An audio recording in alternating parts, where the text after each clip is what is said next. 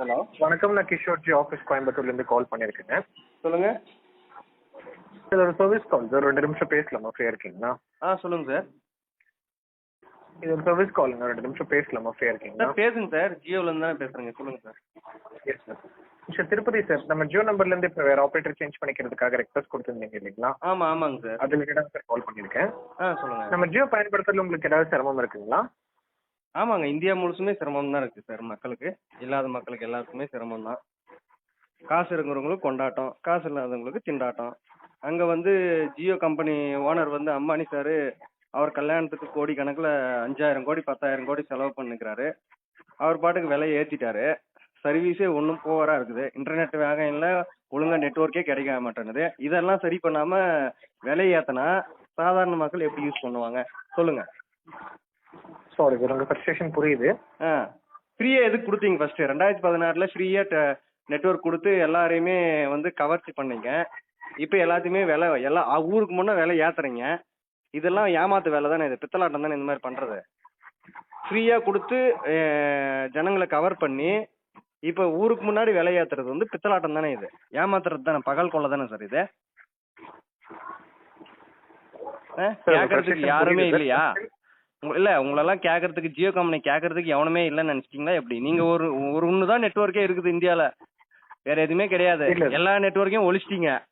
10-15 network இருந்துச்சு. ஜியோக்காரன் வந்து நாட்டையே அந்த அந்த சிம்மு நெட்ஒர்க்கே ஒழிச்சிட்டாங்க எல்லாமே. இப்போ பாரத் அப்படின்னு சொல்லிட்டு அதில் வர்றது கொடை வேற, எல்லாத்துலேயும் நீங்கள் உள்ள வர்றீங்க. எல்லாம் நீங்கள் ஃபிக்ஸ் பண்ணுறது தான் ரேட்டு. நீங்கள் ஃபிக்ஸ் பண்ணுற ரேட்டை தான் நாங்கள் யூஸ் பண்ணணும் ஜனங்க. என்ன நெட்ஒர்க் கொடுக்குறீங்க ஃபஸ்ட்டு? உங்கள் நெட்ஒர்க் ஸ்பீடு இருக்கா ஃபஸ்ட்டு? 5G ஒழுங்காக உங்களால் எல்லா ஏரியாலும் கொடுக்க முடியுதா? அதை சரி பண்ண உங்களால் முடியல. இதில் விலை ஏற்றி என்ன பண்ண போகிறீங்க? உங்கள் பாருங்க, நீங்கள் கூடிய சீக்கிரம் 3வது இடத்துக்கு போக போகிறீங்க. நம்பர் 1க்கு வந்து பிஎஸ்என்எல் வரப்போகுது, நம்பர் 2க்கு ஏர்டெல் வரப்போகுது, 3வது இடத்துக்கு நீங்கள் போக போகிறீங்க. பார்த்துக்கோங்க. ஜியோ அட்ரஸே இல்லாமல் போக போகுது கூடிய சீக்கிரம் இந்த மாதிரி பண்ணீங்கன்னா. விலையை ஒழுங்காக குறைக்கலன்னா கண்டிப்பாக ட்ராய்க்கெல்லாம் நாங்கள் வந்து ரெக்வஸ்ட் வச்சு கம்பெனியும் மூட சொல்லுவோம். ஏன்னா 2016 ஃப்ரீயாக கொடுக்குறோம் நெட்ஒர்க், எல்லாமே ஃப்ரீ நெட்ஒர்க்குன்னு கொடுத்து ஜனங்களை ஏமாற்றி நீங்கள் வந்து ஜனங்களை சிம்மை வாங்க வச்சு விற்ற ஆளுங்க நீங்கள். இப்போ வந்து நீங்கள் வேற விலையை ஏற்றிருக்கீங்க.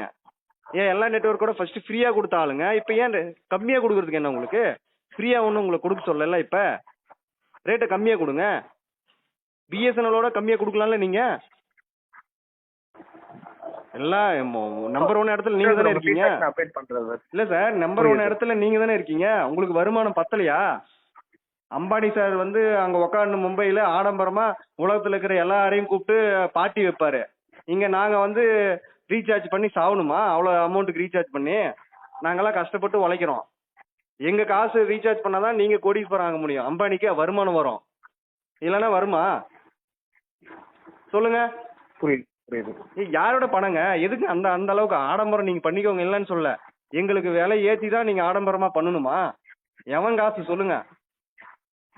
இந்திய கவர்மெண்ட்டும் உங்களை கேட்கறது இல்ல, வாரி வாரி கொடுக்குறாங்க. யாரும் கேட்கறதுக்கே நாதி இல்லை. அப்படிதான் நினைச்சுன்னு இருக்கீங்க ஜியோ கம்பெனி. பாத்துக்கோங்க, கண்டிப்பா உங்க கம்பெனி வந்து திவால் ஆக போகுது. இது என்னோட சாபமாவே விடுறேன், பாத்துக்கோங்க. கடவுள் கண்டிப்பா தண்டனை கொடுப்பாரு ஜியோ கம்பெனிக்கு. நெட்ஒர்க் எல்லாமே மாற போறாங்க சார். சத்தியமாவே இந்தியாவில் பூராமே நெட்ஒர்க் ஜியோலேருந்து எல்லாமே மாறணும். நாங்களே இதெல்லாம் பொதுமக்கள் வந்து என்ன பண்ணுவோம்னா, எல்லாருமே ஜியோலேருந்து மாறிடுங்கன்னு சொல்லிட்டு நாங்களே விளம்பரம் படுத்துவோம். ஃபேஸ்புக்கு, வாட்ஸ்அப் எல்லாத்துலேயுமே.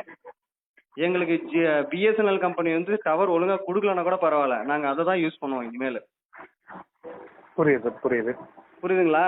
கண்டிப்பாக இதோட எழுச்சி கண்டிப்பாக போராட்டங்கள் வெடிக்கும், பார்த்துக்கோங்க. ஏன்னா இருக்கிற கம்பெனி எல்லாமே உங்களால் ஒழிஞ்சுது.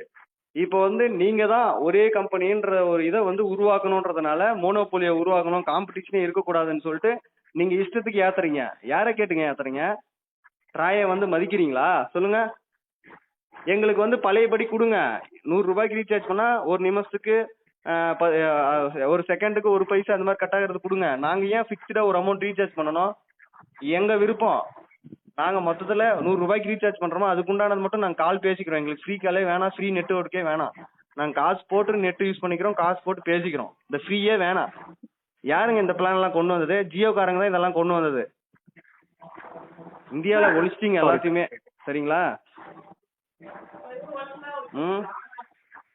சொல்லுங்க, Sure, என்ன உங்க என்ன feedback சொல்ல வந்து வரீங்க update சொல்லுங்க. பண்ணிக்கிறேன். இந்த ஃபீட்பேக் ஒரு அம்பானி feedback சாருக்கு வந்து அனுப்புங்க. இந்த ஃபீட்பேக்கை வந்து அம்பானி சாருக்கே அனுப்புங்க. நானும் கால் ரெக்கார்ட் பண்ணியிருக்கேன், சோஷியல் மீடியாலாம் ஸ்ப்ரெட் பண்றேன். சரிங்களா? Sure, sir. மொத்தத்துல ஜியோ கம்பெனி வந்து விலையை குறைக்கலன்னா எல்லாருமே வந்து போட்டு ஆயிருவாங்க, பாத்துக்கோங்க. வேற ஏதாச்சும் update நீங்க சொல்ல பண்ணிக்கிறேன். விரும்புறீங்களா? இல்ல சார், அவ்வளவுதான் சார். ஓகேங்க, தேங்க்யூ. Thank you sir.